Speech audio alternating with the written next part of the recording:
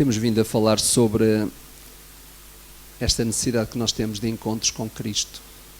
E quero terminar hoje, se Deus permitir, esta série de sermões sobre este assunto, e tínhamos combinado que iríamos terminar com um dos personagens do Novo Testamento que faz parte da lista dos apóstolos.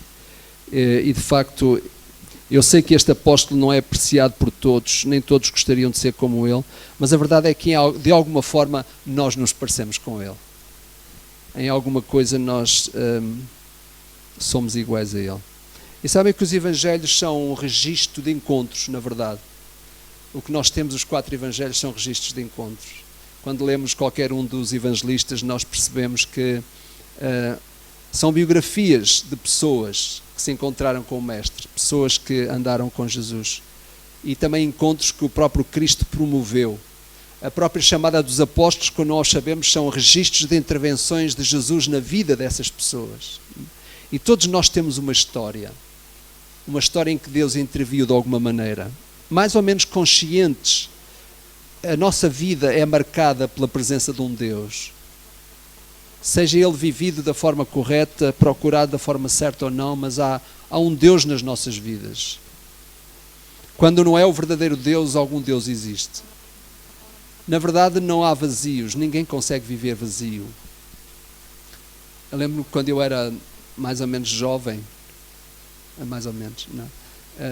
não sei se alguma vez fui bem jovem, não? Mas acontece que nessa altura usava-se muito uma expressão: Jesus preencheu o vazio da minha vida. Eu nessa altura ficava um bocado confuso, porque eu percebia que eu acho que não há vazios, ninguém vive vazio. Podemos viver vazios de Deus, mas cheios de alguma coisa, porque na verdade o ser humano procura preencher-se a si próprio, e todos nós percebemos isso.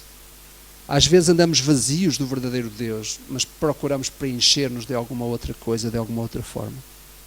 Ao longo dos últimos sermões, os irmãos têm ouvido várias vezes esta expressão que aparece, que qual foi a última vez que tiveste um encontro significativo com Cristo? Esta tem sido a pergunta que nos tem perseguido. Eu não sei se vocês têm dado muita atenção a isso ou valor a isso, mas esta tem sido a pergunta que tem estado por trás de tudo isto. Falar desta necessidade de encontros significativos com Cristo, a mim, creio eu, ser muito oportuno. Às vezes algumas pessoas mais espirituais podem pensar assim: mas afinal todos os encontros com Cristo são significativos. Pelo menos deviam ser. Mas nós sabemos que nem todos são. Encontramos registros nas Escrituras de pessoas que tiveram encontros com Jesus e não aconteceu nada. E às vezes pode acontecer o mesmo connosco. Por isso eu quero hoje falar sobre esta personagem, e ele é o apóstolo Pedro. Nós lhe chamamos o apóstolo Pedro, mas ele na verdade tinha o nome de Simão. Como sabem, Simão significa aquele que ouve. E daí vem um outro nome que também aparece nas Escrituras, chamado Simeão, que é ouvinte. Então é interessante, nós encontramos esta personagem que nos aparece descrita e que depois o próprio Senhor Jesus, como sabem, lhe deu o nome de Pedro, e ele ter ficado conhecido Simão Pedro.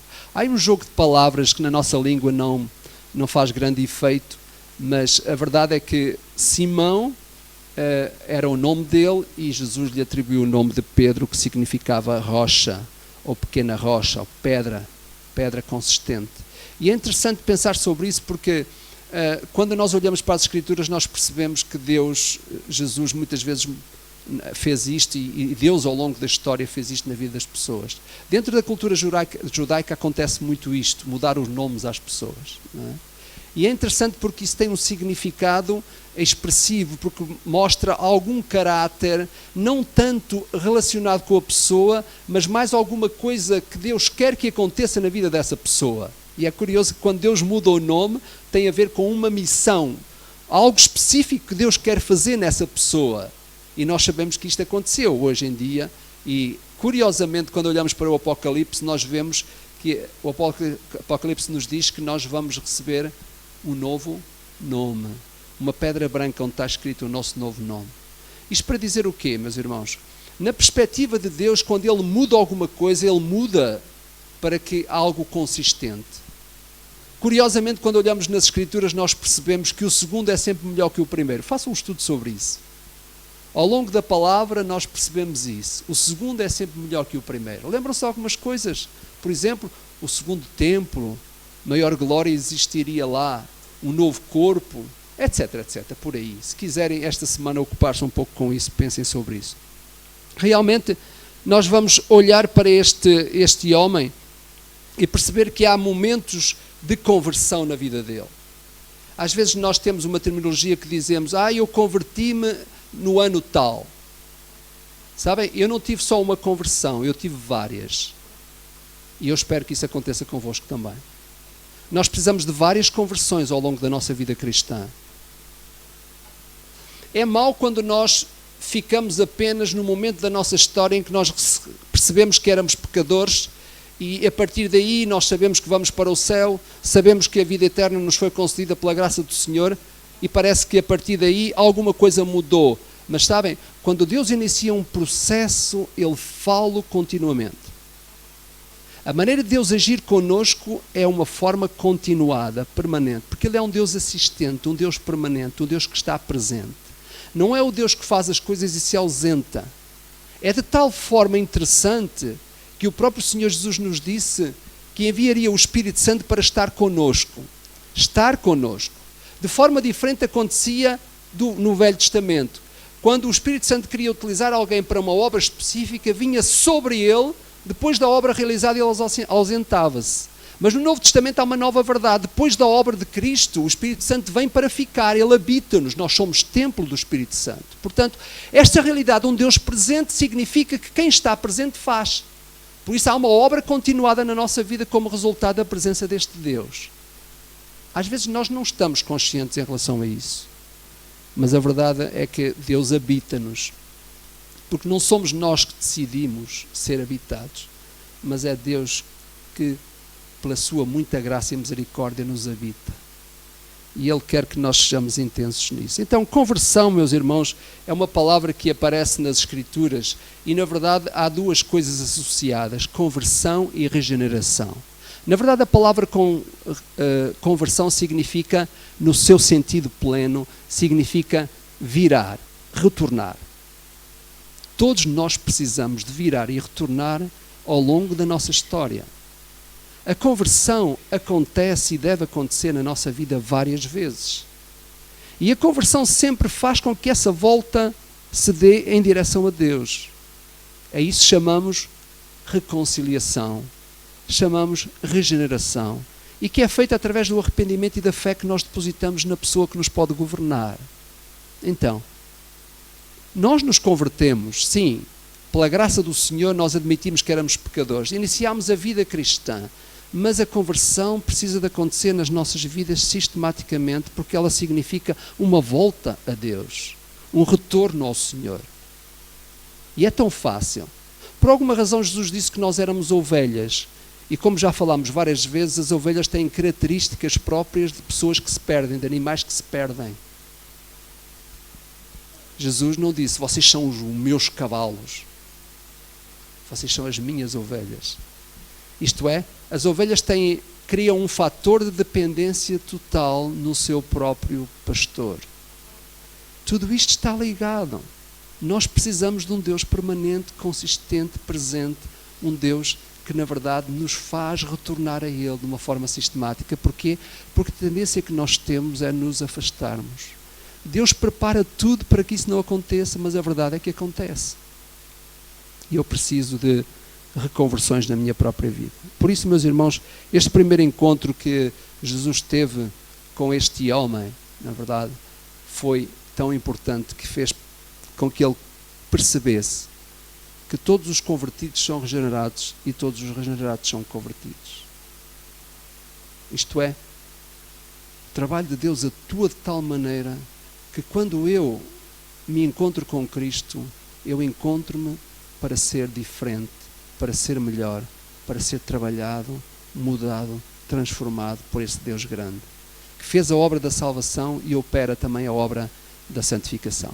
Vamos a Pedro. Pedro, o que ele tem, de facto, são encontros geradores de mudança. Pedro tem 3 conversões, deixem-me usar a expressão. Não quero que vocês fiquem preocupados com a teologia aqui, não quero que fiquem preocupados porque dizem, não, conversão só há uma. Como eu vos digo, é bom que existam várias na vossa vida. Tendo em conta que o sentido é este, plenos de mudança, de transformação, coisas que Deus opera na nossa própria vida que nos fazem mudar. Então vamos lá. Há uma tripla conversão em Pedro. Em primeiro lugar, vamos a João capítulo 1, verso 41 e 42. João capítulo 1, verso 41 e 42. Os irmãos sabem que, curiosamente, antes de Jesus teve vários discípulos, não é? E vários apóstolos neste caso, mas antes disso, pelo menos dois apóstolos que vieram a ser apóstolos de Jesus, já eram seguidores e discípulos de João Batista. Lembram-se que João Batista foi chamado para vir fazer o trabalho de precursor, isto é, aquele que havia de anunciar o reino dos céus, preparando a chegada do Messias, a chegada do Senhor Jesus. E o que nós encontramos nestes versículos 41 e 42 é o seguinte: ele achou primeiro o seu... Deixem-me ler a partir do verso 35. No dia seguinte estava João outra vez na companhia de dois dos seus discípulos e vendo Jesus passar disse, eis o Cordeiro de Deus. Os dois discípulos, ouvindo dizer isto, seguiram Jesus. E Jesus, voltando-se e vendo que o seguiam, disse-lhes, que buscais?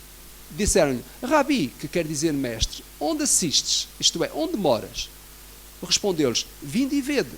Foram, pois, e viram onde Jesus estava a morar e ficaram com ele aquele dia, sendo mais ou menos a hora 10, isto é, mais ou menos 4 da tarde. Era André, o irmão de Simão Pedro, um dos dois que tinham ouvido e testemunhado de João e seguido Jesus. Ele achou primeiro o seu próprio irmão Simão, a quem disse, achámos o Messias, que quer dizer Cristo, e o levou a Jesus. Olhando Jesus para ele, disse, tu és Simão, o filho de João, tu serás chamado Cefas, que quer dizer Pedro. Este é o primeiro encontro que Jesus tem com Pedro. Curiosamente, neste primeiro encontro, Jesus faz uma coisa muito simples. Nem sequer deixa que Pedro abra a boca. E sabem que Pedro era muito bom a abrir a boca rápido, não é? Jesus nem lhe dá a hipótese. Jesus diz, olha, tu és Simão, mas vais passar a chamar-te Pedro. E parece que a história fica por ali. O encontro dá-se assim de uma forma instantânea. Curiosamente, parece que nada acontece. Mas reparem, como eu disse há pouco, quando Jesus muda o nome, ou Deus muda o nome, significa que ele tem o nome associado a uma missão, associado a alguma coisa que Deus quer fazer de maravilhoso na sua própria vida. E o que nós sabemos hoje é que, de facto, Pedro, ao longo do ministério, a certa altura, quando é perguntado acerca de quem é Jesus, ele tem uma afirmação substancial, uma verdadeira rocha, quando ele diz, tu és o Cristo, o Filho do Deus vivo. Jesus faz uma declaração dizendo, olha, isso não veio pelo teu próprio conhecimento, nem pela tua sabedoria, foi o Espírito que te revelou.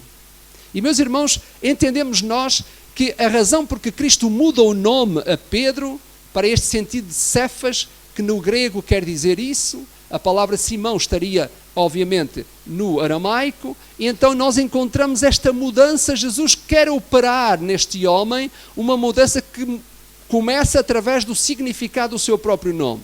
Isto é, Jesus esperava que da boca de Pedro saíssem afirmações sólidas, como pedras substanciais, naquilo que é a vivência entre duas pessoas. E na relação que Jesus iria estabelecer com ele, Pedro iria compreender que as suas afirmações seriam substanciais para provar que a relação entre nós e Jesus tem que estar firmadas em afirmações sólidas, substanciais, como as pedras dão sustento àquilo que é a estrutura de qualquer coisa. E é interessante este primeiro encontro, meus irmãos, porque também não se percebe bem. Nós sabemos que Pedro era da cidade de Betsaida, cá em cima no norte. Não sabemos porquê, encontrava-se em Betânia. Este encontro dá-se em Betânia, curiosamente, mais a sul, do outro lado do Rio Jordão. Mas, na verdade, Pedro era da Galileia. E é para lá que Jesus volta, depois da morte de João Batista. Ele vai desenvolver o seu ministério na Galileia. Porquê? Porque havia uma profecia que dizia as Galileias dos gentios. Isto é, parece que de alguma forma nós sabemos que aquela região ali seria indicada pelo Senhor para que o próprio ministério do Senhor Jesus se desenvolvesse ali, apesar de ele vir à Judeia, a Jerusalém, muitas vezes. E o que acontece é que este segundo encontro dá-se precisamente lá, num outro lugar, e o Senhor Jesus encontra-se com Pedro uma segunda vez, e neste segundo encontro, se é verdade que o primeiro encontro Jesus muda a sua identidade e o identifica como um pescador, que era isso que ele era, nós encontramos neste segundo encontro algo extraordinário que nós encontramos em Lucas capítulo 5. E quero convidar-vos rapidamente a Lucas capítulo 5. Encontramos este segundo encontro que Jesus tem com Pedro, do versículo 1 em diante. Aconteceu que, ao apertá-lo a multidão para ouvir a palavra de Deus, estava ele junto ao lago de Genezaré e viu 2 barcos, Genezaré, que é o mesmo mar da Galileia, o lago da Galileia, e viu 2 barcos junto à praia do lago, mas os pescadores, havendo desembarcado, lavavam as redes. Entrando num dos barcos, que era o de Simão, pediu-lhe que o afastasse um pouco da praia e, ausentando-se, ensinava do barco as multidões. Quando acabou de falar, disse a Simão: "Faste ao largo e lançai as vossas redes para pescar." Respondeu-lhe Simão: "Mestre, havendo trabalhado toda a noite, nada apanhámos, mas sob a tua palavra lançarei as redes." Isto fazendo, apanharam grande quantidade de peixes e rompiam-se-lhe as redes. Então fizeram sinais aos companheiros do outro barco para que fossem ajudá-los. Foram e encheram ambos os barcos, a ponto de quase irem a pique. Vendo isto, Simão Pedro prostrou-se aos pés de Jesus, dizendo: "Senhor, retira-te de mim, porque sou pecador." Pois à vista da pesca que fizeram, a admiração se apoderou dele e de todos os seus companheiros, bem como Tiago e João, filhos de Zebedeu, que eram seus sócios. Disse Jesus a Simão: "Não temas, doravante serás pescador de homens." E arrastando ele os barcos sobre a praia, deixando tudo, o seguiram. Segundo encontro que Jesus tem com Pedro. Segunda conversão. Meus irmãos, Pedro vê-se aqui como pecador. Quantos encontros tu tens tido na tua vida com Cristo que mostram a tua condição de pecador? Tens dificuldade em admitir que a tua natureza é uma natureza pecaminosa ainda? Uma natureza que está a lutar constantemente contra a nova natureza que o Senhor nos revestiu por causa do seu trabalho na nossa vida? És consciente de que lutas contra alguma coisa que na verdade te pode prejudicar na relação com Deus? O pecado está à nossa volta. Ele pode ser trabalhado aqui, pode ser realizado através das nossas ações, e até a Bíblia diz que o pecado até pode ser por aquilo que nós não fazemos que devíamos fazer.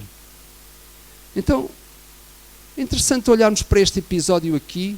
Pedro precisou de que ver alguma coisa de extraordinário na sua vida para que ele percebesse a pequenez que ele era perante o Deus Todo-Poderoso que estava na sua presença. O que eu quero dizer com isto, meus irmãos, é que pessoalmente não quero ficar preso à ideia de que Jesus salvou a minha alma e graças a Deus eu vou para o céu. O trabalho que Deus fez pela sua própria vida ao trazer-nos, ao salvar-nos na cruz do Calvário, isto significa uma vida intensa de comunhão com Ele, de crescimento com Ele, de compreensão dEle, que requer da nossa parte o desejo firme de ir ao seu encontro. A vida do cristão que se baseia apenas no episódio da sua conversão e que vive a vida cristã baseado num acontecimento único, que provavelmente terá sido testemunhado por muitos mais, mas não é suficiente para aquilo que são os propósitos de Deus na nossa própria vida. Tu e eu precisamos encontrar-nos com Cristo em encontros significativos, assim como precisamos de encontros significativos na nossa vida para fortalecer amizades, para conseguir compreender aquilo que é o valor do amor. Com Deus, ainda mais forte esta necessidade se torna. Neste segundo encontro, Jesus mostra a Pedro a necessidade que ele tem de que os seus pecados sejam perdoados. Então, eu não sei bem onde é que se dá a conversão de Pedro e para mim não é importante. O que eu sei é que quando olho para Pedro vejo um homem completamente estabilizado em tantas coisas e vejo um homem necessitado de encontros constantes com Jesus. Se tu viveres daquilo que é a tua história, tu és um pobre cristão. Nós precisamos de viver da história de Jesus em nós e não da nossa história em Jesus. É mais aquilo que Deus efetua do que aquilo que eu próprio acho que devo efetuar em Cristo. Se é verdade que as duas coisas trabalham juntas, é verdade que a maior dependência tem que ser do meu mestre do que eu viver a vida cristã baseado na minha história, na minha experiência. Às vezes esse erro também os pregadores passam. Às vezes é fácil ouvir os pregadores dizer: já levei não sei quantas pessoas a Jesus. Já batizei não sei quantas pessoas. Olha, eu não sei. Nem estou preocupado. Porquê? Porque para mim a substância da minha vida cristã depende do dia a dia. Depende da minha intimidade com o Senhor. É tão fácil cometer um erro que prejudica toda a minha história. Por isso, eu preciso de Jesus. Eu preciso de caminhar com Ele. Preciso que Ele me ajude a vencer as minhas tentações, os desejos do meu coração, as invenções da minha mente, as aspirações da minha alma. Eu preciso de Jesus. E por isso, eu quero me encontrar com Ele. Quero que Ele seja gracioso para trazer à minha vida muitas estradas de Damasco. Se tiver que fazer brilhar a luz de tal forma intensa para que eu perceba onde é que está a verdade, eu lhe agradeço. Eu preciso de Jesus. Eu não posso viver com a minha história evangélica. Eu não posso viver com a minha vida religiosa. Eu preciso de um Senhor que me influencia todos os dias para ser quem realmente Ele quer que eu seja. O último encontro, meus irmãos, está em João capítulo 21.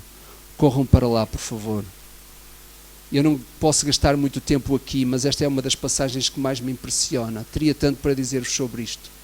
Sabem que esta passagem foi uma das passagens responsáveis que me levou um dia a dedicar a minha vida, juntamente com a Madalena, à obra entre as crianças. E se vocês tiverem muito interesse, podem perguntar mais, que eu digo-vos com todo o gosto, mas hoje não é o dia. Capítulo 21, lembra-se o que é que aconteceu? Jesus morreu, ressuscitou, e vocês sabem que Pedro negou Jesus 3 vezes. Depois que Jesus ressuscitou, os seus discípulos voltaram outra vez àquilo que eles sabiam fazer, que era pescar. E então eles estão a pescar. E curiosamente encontramos aqui, a certa altura, alguém que aparece na praia, era Jesus, que inclusivamente preparou uma refeição para os seus discípulos. Não sei se vocês sabiam que Jesus foi cozinheiro. Portanto, não é? Foi mais cedo. Eu espero ser ainda, não é? Ainda lá chegarei. A minha esposa sabe que um dia qualquer eu vou surpreender. Eu já disse que eu só não entro na cozinha agora porque senão eu vou tirar o lugar a alguém. E eu não quero isso. Está bem? Não, estou a brincar. Mas homens, cozinhem. É uma boa forma de agradar as esposas, está bem? Então fiquem com essa. Não? Jesus cozinhou e preparou a refeição para os seus discípulos. Faltava-lhe o peixe e, curiosamente, nós vemos o que é que aconteceu aqui. Mas, meus irmãos, não quero deter-me aqui em pormenores, mas reparem, este terceiro encontro foi um dos encontros mais emocionantes que Pedro teve com Jesus e Jesus com Pedro. Ele magoou o mestre, ele negou o mestre 3 vezes, dizendo que não o conhecia. Como é que é possível, depois de tantas experiências e encontros significativos, nós dizermos que não conhecemos uma pessoa? Mas sabem, isso acontece connosco. Nós somos iguais a Pedro. Quantas vezes nós já negamos Jesus de alguma forma? Quantas vezes nós nem que sequer queremos entrar na conversa porque não vale a pena, é o que nós dizemos. Este é o encontro da restauração, da reabilitação. Pedro estava derrotado, ele sabia que Jesus lhe tinha perdoado, ele chorou amargamente, mas isso não foi suficiente. As tuas lágrimas de nada servem se tu não te reencontrares com o Mestre a quem ofendeste. E a história mostra-nos isso. Jesus, depois de ter ressuscitado, apareceu aos seus discípulos nesta praia, e meus irmãos, vejam o que é que acontece no capítulo 21 e o verso 15. Depois de terem comido, perguntou Jesus a Simão Pedro: Simão, filho de João, tu amas mais do que estes? Ele respondeu: sim, Senhor, tu sabes que te amo. Ele lhe disse: apacenta os meus cordeiros. Verso 16 diz: apacenta as minhas ovelhas. Verso 17: apacenta ou pastoreia as minhas ovelhas. Meus irmãos, deixem-me chegar aqui para terminar. Se eu não precisar de encontros significativos com Cristo, então não faria sentido nenhum Jesus ter-se reencontrado com Pedro depois dele o ter negado. E reparem o que é que Jesus faz.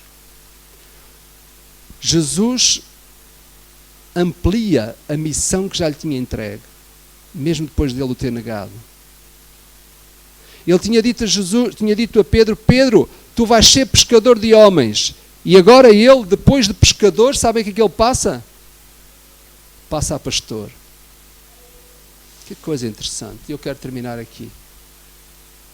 Se tu achas que a tua vida cristã vai depender das tuas boas obras ou dos teus bons momentos, estás perfeitamente enganado. É no meio da nossa pequenez que Deus se faz forte.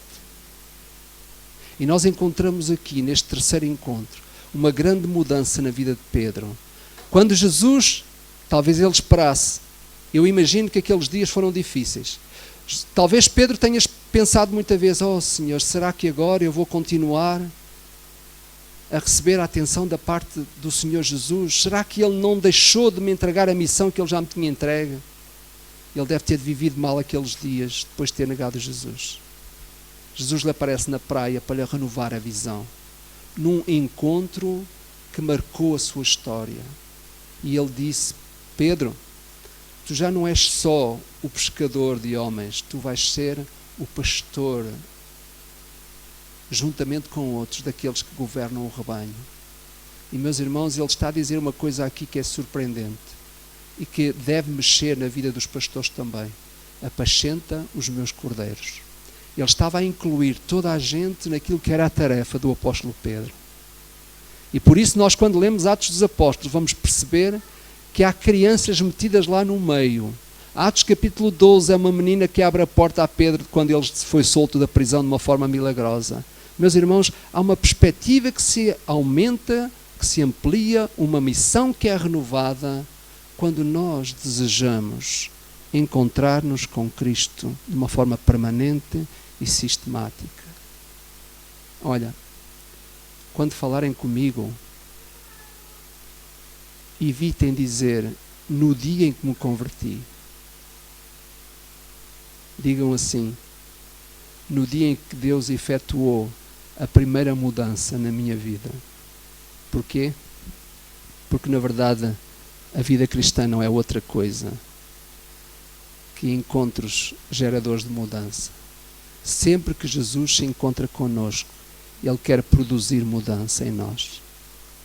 E nós temos que ter ouvidos e corações para perceber o que é que Ele quer fazer nas nossas próprias vidas. Ao terminar esta série de sermões, meus irmãos, há um desejo que eu desejo para mim e para a congregação de todos. Eu desejo ser acompanhado nesse desafio. Procure Jesus, porque Ele está aí. Não viva a vida cristã nos louros do passado. Cristo renova-se em nós de uma forma constante. Eu estive nos Estados Unidos em várias viagens e a cultura americana começa a imprimir na juventude bem cedo aquela ideia do missionário. É um missionário. Não é? E as pessoas têm um grande respeito, os jovens mais novos têm um grande respeito pelo missionário. Viajei muito lá, mas sempre evitava falar de mim. Também não é que tivesse alguma coisa de jeito para dizer, mas... Meus irmãos, a nossa vida tem que ser vista em Cristo. É Ele que deve aparecer na nossa história.